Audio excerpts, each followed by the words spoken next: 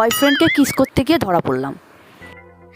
ঠিক আছে, আজকে রাত্রে দেখা করছি বিকেলে, এটা ফাইনাল। ঠিক আছে, চলো রাখি। রাখার আগে একটা কিস করো।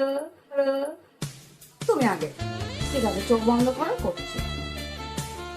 মনা দেখ, এখন আর আমরা পারি না।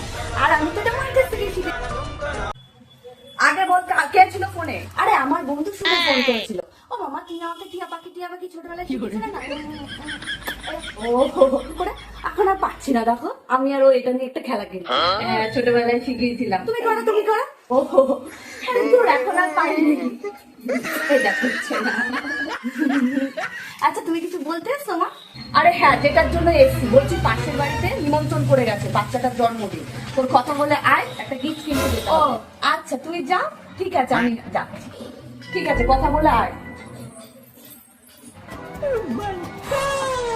বাচ্চা বেঁচে গেছি, এখন দেখো, পরে ফোন করবো।